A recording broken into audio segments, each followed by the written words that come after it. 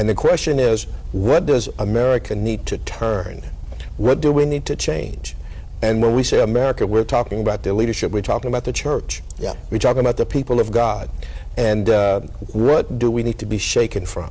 Well, that is, now, Nathan, you are coming to the real deep of to the root of the problem of the American society.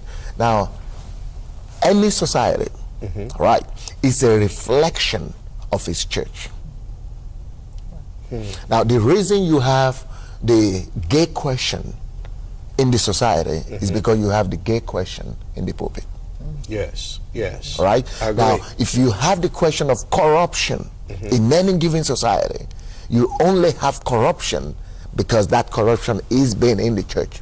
So the society, therefore, is only mirroring, is only the reflection of what is going on in the church of a nation. Yes. That's why God, when God deals with a nation, he deals with his church first. That's when he says, if my people who are called by my name. So whatever happens to his people is what happens and we see in the nation.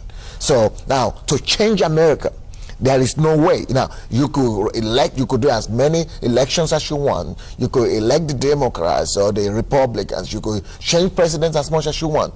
But until you change the pulpit, because as goes the church, so goes the society. Yes. And also, now, if there is no way we will be able to change America until we change the kind of message that is coming from our pulpit. And I just started, God spoke to me, because America is a country now that is loved to be hated.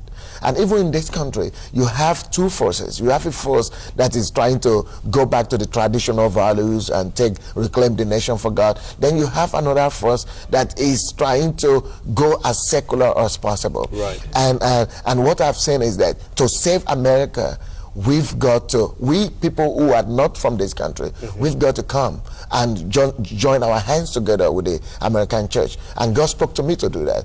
And I just incorporated an organization here in the States that is going to be called Church Shift. Yes. Now, like you have Paradigm Shift. Right. So Church Shift is a movement that is going to incorporate and bring into this movement as many thousands of churches as possible. I want to help the American church get set free from egocentrism and from selfish nature of church. Now, for example, while I was waiting in your green room today, I came with some of my pastors, and I was looking at a congregation that had like maybe 10,000 people, and the preacher was doing a brilliant job teaching, and and everybody was well dressed and everything. And I said, this is the tragedy of America.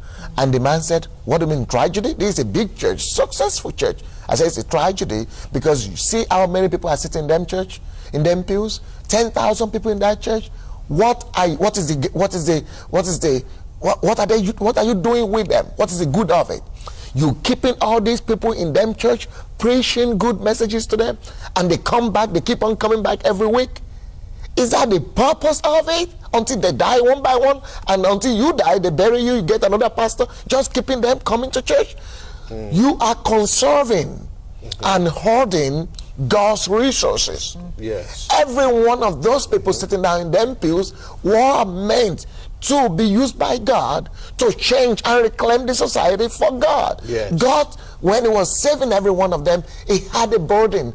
He had a burden to regain and to reclaim the earth for himself. In James chapter 5, it says that the farmer and the husbandman is waiting eagerly for the fruit of the land, for the fruit of the earth. God is that farmer, is that husbandman, and he's waiting, eagerly waiting.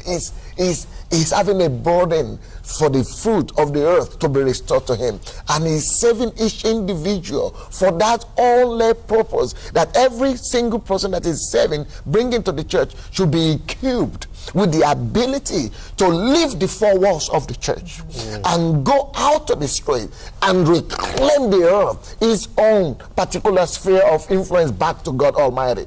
But what we do, we don't teach them to be equipped and to go out from Monday and start their ministry on Monday till Friday, and then come back to be equipped again on Sunday, get stronger, so that.